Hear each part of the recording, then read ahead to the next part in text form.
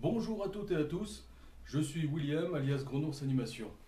Aujourd'hui, j'aimerais vous parler d'un vieux rêve qui pourrait devenir une réalité. Enfant déjà, à travers la littérature et les films, je me passionne pour des héros à l'ancienne qui, la machette à la main, s'en vont découvrir ou redécouvrir cités disparues, mondes oubliés par le temps et autres cimetières des éléphants. À tel point que, quand on m'interroge pendant mes premières années scolaires sur ce que j'aimerais faire plus tard, presque invariablement je réponds explorateur dans la jungle. Mais mon univers imaginaire ne se limite pas à des forêts impénétrables. Littérature, films et documentaires, visites de musées me permettent de découvrir une passion pour les sous-marins de poche, soucoupes plongeantes et autres bathyscaphes destinés à l'observation des grands fonds. D'où le petit clin d'œil que je ferai en 2017 dans mon premier court-métrage Grenours et le grenouille bleue.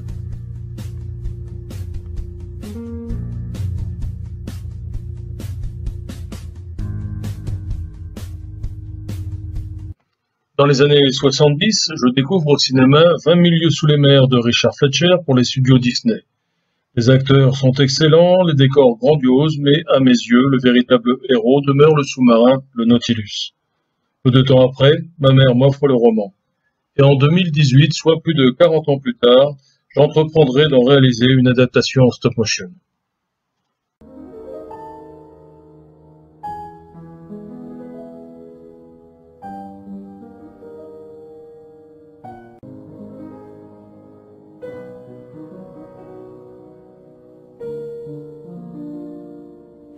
Et comme depuis un peu plus de 2 ans et demi maintenant, je vis tout près de la mer, dans la Manche, département de mes origines paternelles, j'aimerais réaliser un projet qui me tient à cœur depuis des années.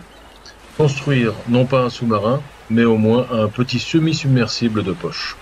Alors voilà l'engin tel que je me le représente à peu près. Donc pour la forme, je me suis inspiré du bathyscaphe d'Auguste Picard, excusez-moi, et puis j'ai essayé de lui conférer un petit aspect bois et cuivre pour le côté vintage.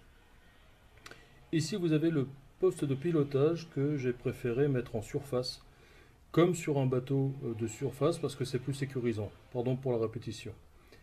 Ça, c'est un flotteur. Donc il y aura le même le long de côté, un flotteur façon flotteur de pédalo, donc robuste et léger.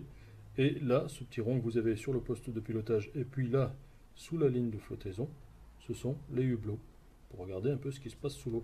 Donc le bateau flotte au niveau de ces flotteurs, ça représente la ligne de flottaison. C'est un bateau de surface, mais dans lequel, dans la partie inférieure, on peut s'imaginer être dans un sous-marin. Ici, le safran, le gouvernail si vous voulez, et là, l'hélice que j'ai préféré entourer d'un cylindre de métal pour éviter toute dégradation à l'encontre de la faune et de la flore aquatique. Et puis, par coquetterie, le petit drapeau Grenours Animation. Voilà, c'est un projet qui est réalisable, qui serait fait avec des matériaux recyclés. Si vous regardez sur YouTube, vous verrez qu'il y a pas mal de gens qui font des choses de ce genre, y compris de vrais sous-marins. Ce qui me manque actuellement, c'est un local, mais si tout va bien, ben, j'espère bien un jour avoir l'opportunité d'avoir une maison avec un petit bout de jardin et un garage pour bricoler mon petit bateau. Je vais vous laisser maintenant et puis je vais vous proposer, après vous avoir dit au revoir, de suivre pendant quelques secondes le périple imaginaire de ce petit bateau dans un décor et selon un montage résolument naïf. Je vous fais de gros bisous et je vous dis à très bientôt.